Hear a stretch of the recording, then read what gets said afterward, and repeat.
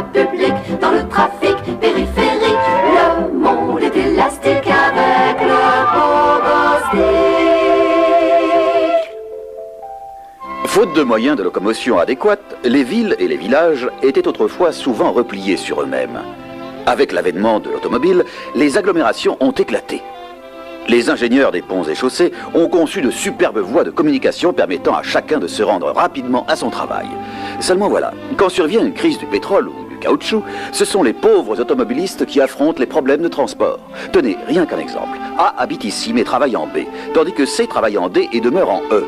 Il y a également F qui doit se rendre en H, puis I qui travaille à 20 km de J et K à 35 de L. Sans oublier M et N qui font l'aller-retour entre P et Q, alors qu'Y au carré moins Z divisé par G multiplié par l'inconnu X nous donne la distance moyenne parcourue par chaque automobiliste en une semaine. Rien de très simple, on l'aura compris. Résultat, le service des brevets d'invention est assailli de propositions. Des millions de citoyens astucieux soumettent des projets et suggèrent des solutions. La gravité de la situation exige que l'on examine chacun des documents dans les moindres détails. Prenons celui-ci. Il nous a été envoyé par un grand protecteur des animaux domestiques. Je cite, ouvrez les guillemets. J'ignore ce que vous en pensez, mais à mon avis, le chat en vaut la chandelle. Fermez les guillemets.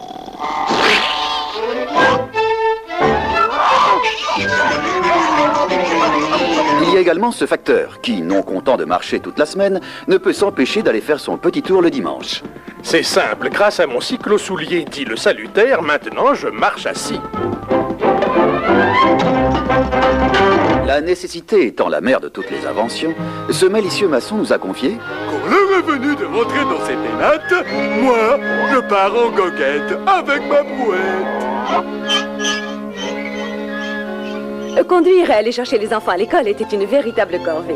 À présent, ils y vont tous seuls comme des grands et avec le sourire. Ils se paient même le luxe d'arriver à l'heure.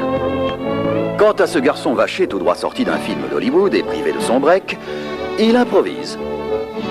Quel est celui qui a dit qu'un cow-boy devait savoir monter à cheval? Crise ou expansion, contre vents et marées, la sécurité de ce VRP reste intacte et pour cause, il passe le plus clair de son temps dans le fumoir des grands hôtels. Avant, j'avais de l'arthrite. Normal, je passais mon temps derrière sur ma chaise, au bureau. Maintenant, je fais de l'exercice, je suis en pleine forme. Tout ça grâce à mon cyclo-muscleur. J'ai même déposé une demande de brevet. Renoncer au golf à cause d'une pénurie de pétrole, vous plaisantez, très cher.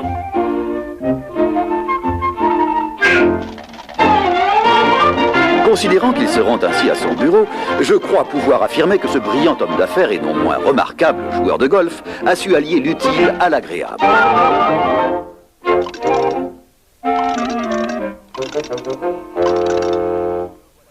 Quatre putts, le voilà garé.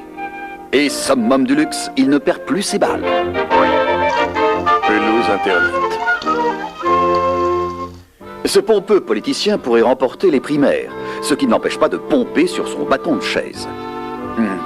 Cette pédante personnalité publique prétend que...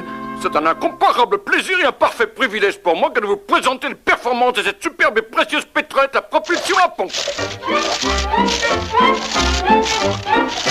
La trottinette à pompe, disais-je? J'ai l'impression qu'on s'en balance par ici.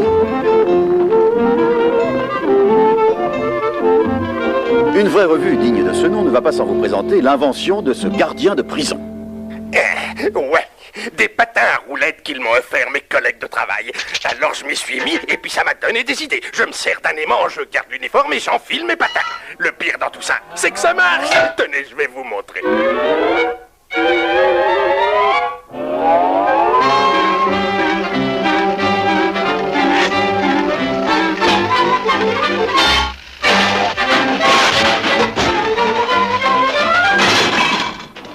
C'est avec nos ordures que nous envahissons le Japon.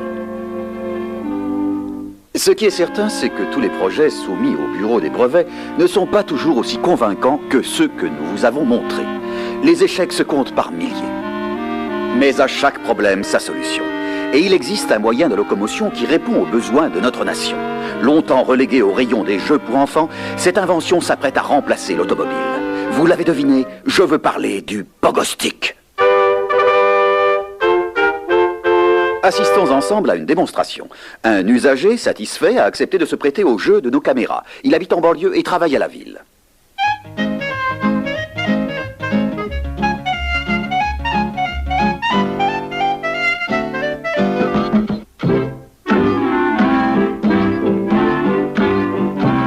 Conséquence immédiate, mais communicative, le pogoïste retrouve tonus et ressort.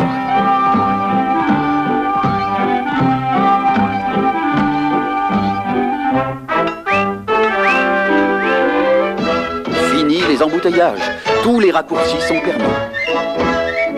Fini le stress et la déprime, les petits matins fleurent bon la rosée.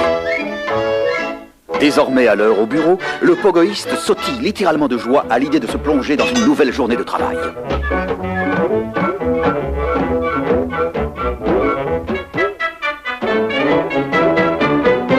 Auberge du bon pogoïste à 500 mètres. La traditionnelle promenade du dimanche dépasse toutes ses espérances. C'est bien la première fois qu'il lui est donné d'apercevoir le paysage par-dessus les panneaux publicitaires. On estime que grâce au pogostic, 90% de la surface des autoroutes pourrait être restituée à la nature, soit une économie de bitume pouvant servir à refaire les rues de Berlin ou les routes du Japon. Autre avantage, celui de résoudre les problèmes de parking. Les statistiques tendent à montrer que l'emplacement d'une seule voiture permettrait de garer 40 pogostics.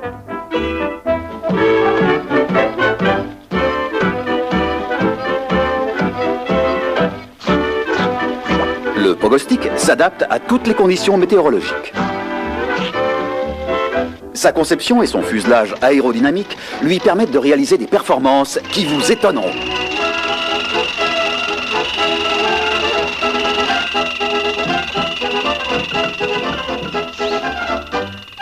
Et vive le pogostic, le pogostic, le pogostic. Et vive le pogostic, et vive la liberté. Défions la pesanteur, mettons des ailes à nos semelles. Prenons de la hauteur, sautons en chœur. Dans les villes, bien tranquilles, il n'y a plus d'automobiles. Circuler, c'est facile, dans les villes de l'an 2000, que se passe-t-il? Quelle évolution, révolution, sans pollution. Quel progrès